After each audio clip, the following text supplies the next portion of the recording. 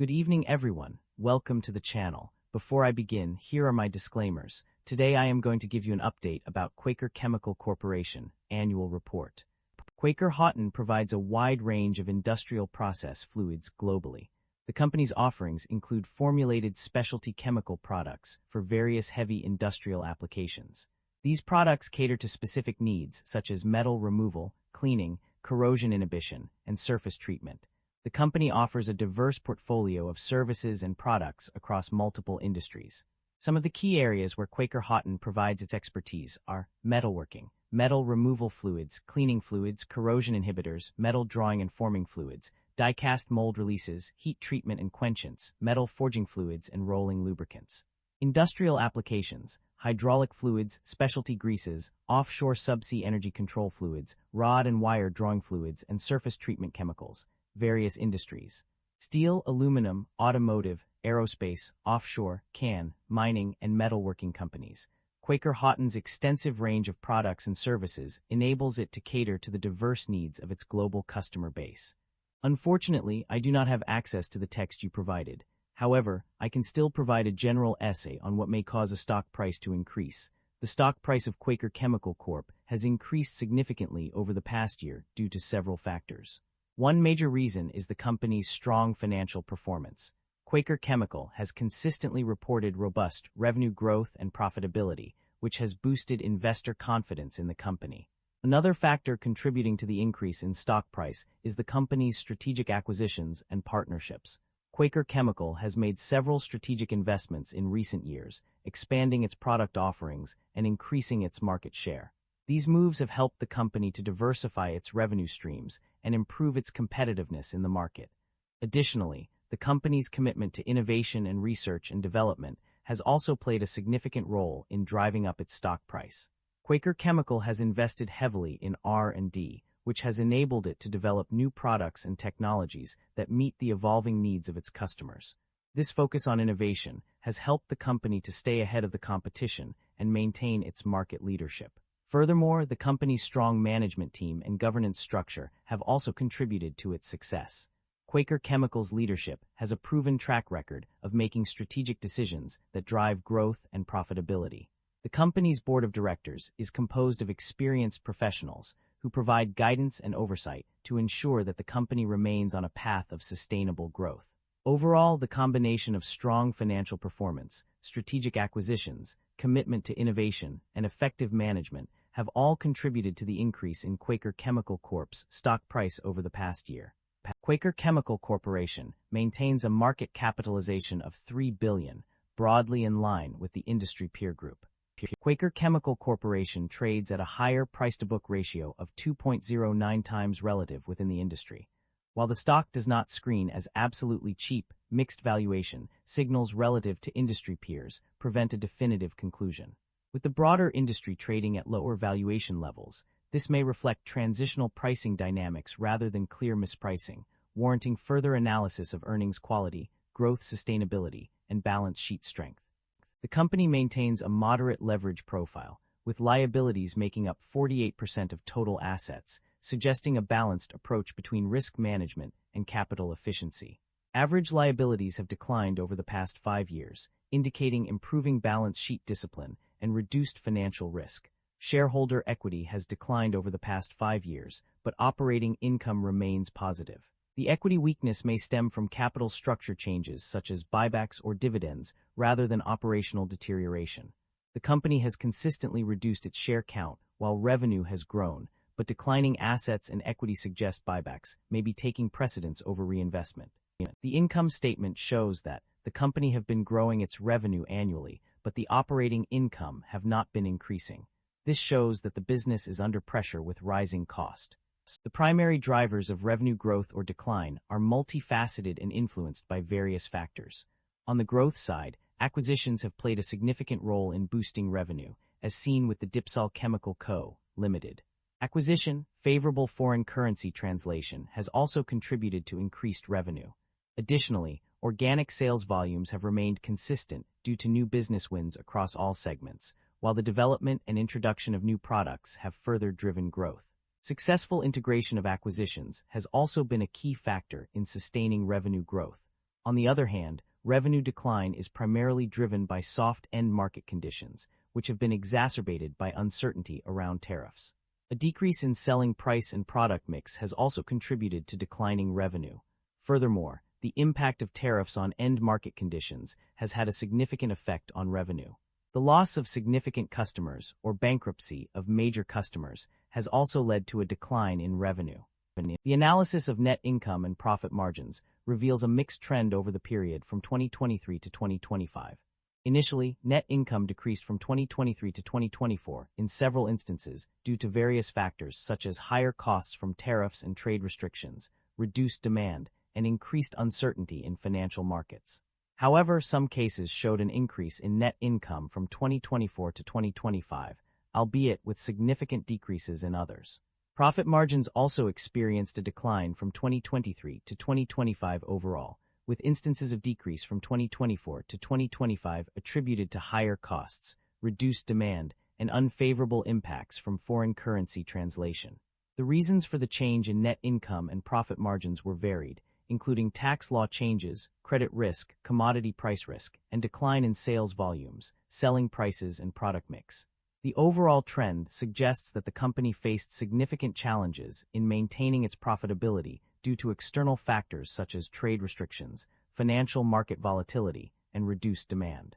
The mixed results indicate a complex business environment where various factors contributed to the fluctuations in net income and profit margins. The company's financial performance indicates a significant improvement in its ability to generate cash from its core operations. According to the latest data available on page 52, the net cash provided by operating activities has reached a substantial amount of $136,453 in 2025. This positive trend suggests that the company is successfully converting its profits into cash, which is a crucial indicator of financial health and stability. The generation of positive operating cash flow enables the company to invest in growth initiatives, pay off debts, and reward shareholders, ultimately contributing to its long-term success. The company's debt level and interest expenses have undergone significant changes over the past few years.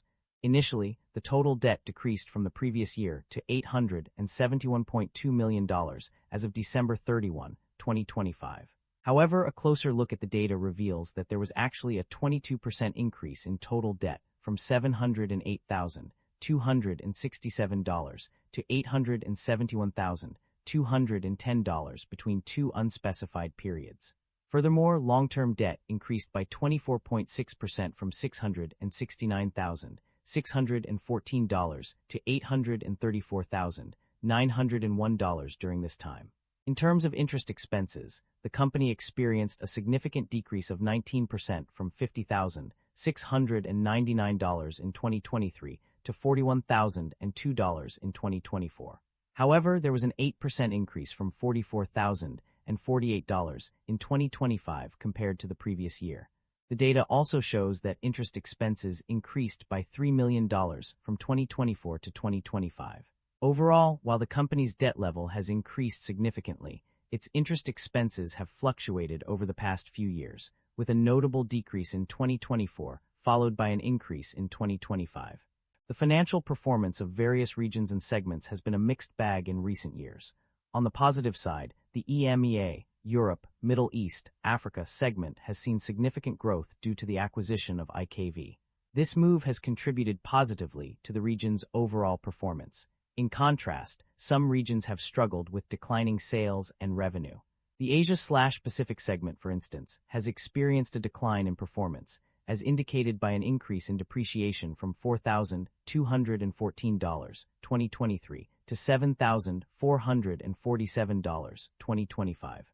Similarly, the United States has seen a decrease in net sales, dropping from $718,742, 2023, to $622,308, 2025.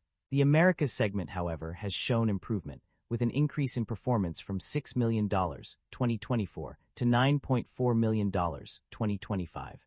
Unfortunately, the international regions and non-U.S. operations have been affected by various challenges such as trade wars, tariffs, currency fluctuations, and exchange rate risks, leading to poor performance. Overall, while some regions have shown growth and improvement, others continue to face significant challenges that need to be addressed in order to achieve overall financial stability and success. Management's outlook for the company is focused on developing leaders at all levels through training and development opportunities. They aim to create an inclusive culture through initiatives such as the We Belong campaign and enterprise-wide engagement survey. The company also prioritizes maintaining a strong safety culture, with policies and practices that emphasize employee responsibility for safety. In terms of strategy, management emphasizes the importance of developing new products to replace mature and declining ones with lower margins. They plan to make strategic acquisitions and divestitures to strengthen their position and enhance product offerings. Additionally, the company will continue to prioritize environmental, social, and governance (ESG) practices and reduce its carbon footprint in response to stakeholder pressure.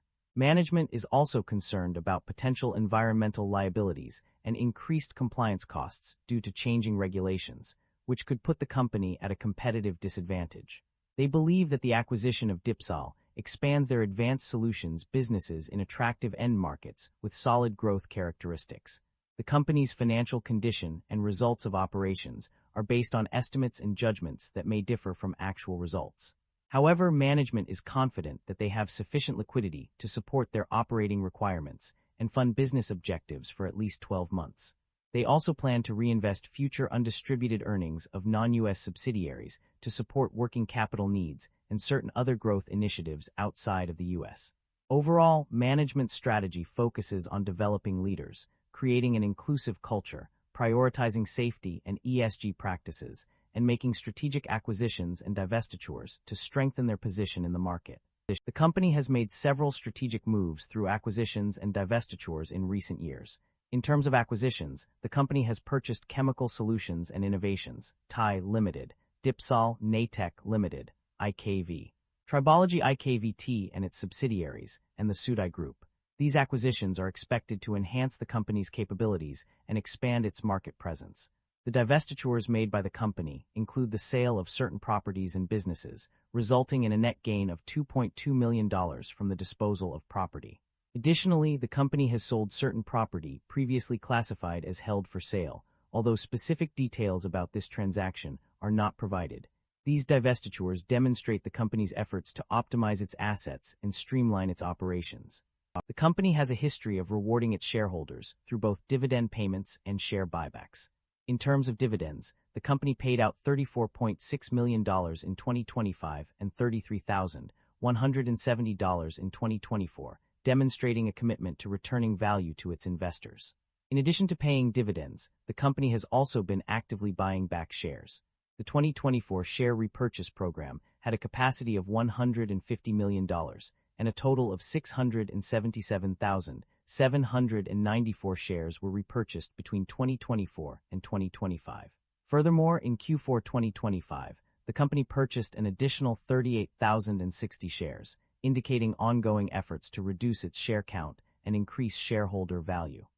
Concerns about inventory buildup or supply chain disruption are present in the company's financial reports. The acquisition-related step-up inventory and impairment charges on page 36 indicate potential issues with inventory levels.